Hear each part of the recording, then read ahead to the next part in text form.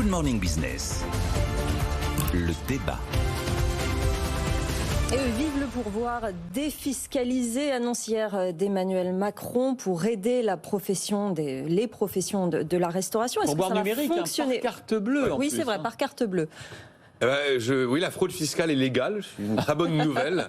Bon, c'est clair au moins, et puis ça coûte pas d'argent à l'État, puisqu'il n'y avait pas de recette fiscale en face de ces petites pièces qu'on laisse sur la table, et qui évidemment n'étaient pas déclarées.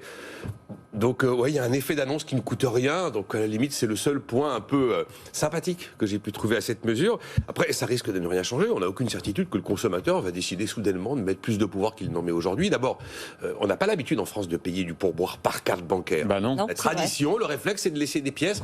Et on n'a plus de pièces. Et on n'a plus de pièces. Bon, après, les TP, les terminaux de paiement peuvent, comme dans d'autres pays où le service n'est pas compris, parce que nous, le service est compris, eh bien, proposer un type avant de valider la somme définitive. Après, c'est quand même une mesure très inégalitaire. Il n'y a pas que les garçons de café qui touchent des pourboires. Le livreur peut en recevoir aussi, le taxi, le VTC. Alors lui...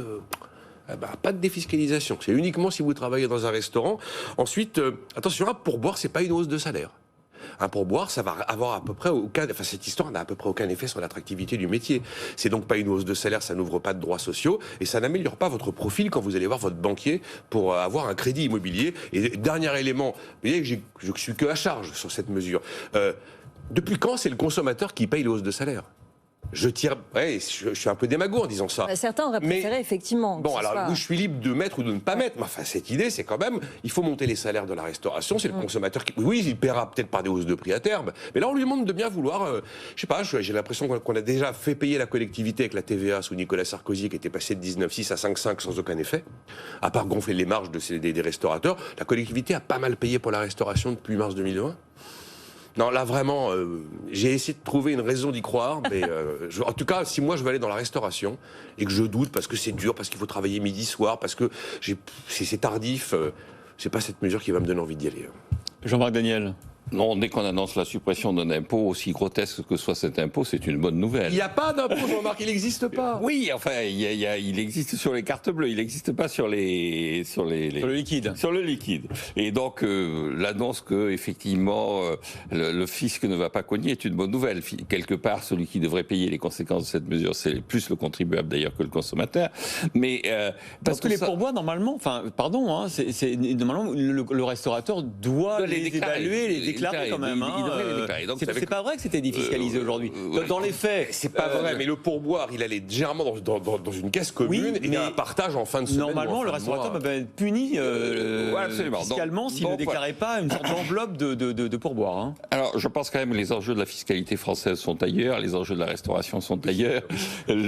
Régulièrement, dans les lois de finances, on supprime des impôts. Donc, la dernière fois que l'opération a été faite de toilettage, c'était dans la loi de finances de 2019 où on avait supprimé 17 impôts, dont je me souviens qu'à l'époque, le Bordelais que je suis avait été ému parce que le ministre des Finances avait annoncé qu'on supprimait la taxe sur la chaptalisation et qu'à Bordeaux et à Dijon, on devait être content. Je rappellerai simplement au ministre de l'époque, maintenant qui est ministre de l'Intérieur, qu'à Bordeaux et à Dijon, on chaptalise pas le vin, on fait du vin sans avoir à rajouter du sucre. C'est parce qu'il vient du Nord. Oui, voilà. Et donc, il y avait une vision de ces impôts qui est une vision, là aussi, les enjeux sur tout ça sont ridicules.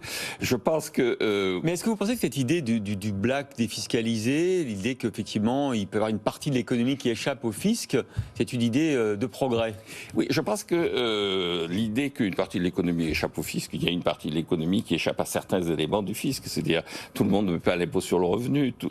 Il y a des aberrations dans la façon dont c'est réparti la charge fiscale. Encore une fois, le SDF qui reçoit le produit de sa mendicité, certes il ne paie pas d'impôt sur le revenu, mais quand il va acheter sa nourriture dans le supermarché du coin, il paie la TVA. Donc il y a une espèce de répartition de la fiscalité qui est assez improbable. On a du mal à savoir qui paie quoi. Et donc plus on simplifie, plus on allège, plus on réduit le nombre d'impôts, meilleur c'est. Je rappelle quand même que la formule de main invisible du marché qu'avait introduit Adam Smith était une utilisation, un détournement d'une formule de Montesquieu qui disait que la vraie main invisible, la plus redoutable, c'était la main invisible du fisc entre l'échange entre deux individus. C'est-à-dire quand dès qu'il y a un échange quelque part, vous vous en apercevez pas, mais le fisc vous en prend une partie. Moins il en prend et mieux ça vaut, et plus il est clair dans sa façon de prendre et mieux ça vaut. J'ai une super dernière idée pour Mélenchon, justement, à propos de la main, parce que la TVA, c'est l'impôt qui ne se voit pas et c'est un peu la main invisible du fisc. Avec le numérique, tout est possible. On pourrait très bien imaginer que votre carte bancaire est détentrice des informations sur votre patrimoine et qu'en fonction de votre patrimoine, eh bien, le prix que vous allez payer, le niveau de TVA que vous allez payer ne sera pas le même en fonction que vous êtes très riche ou très pauvre. Ne donnez pas de mauvaises idées. Oui, non mais arrêtons-le. Non mais voilà. Il n'y aura pas de replay.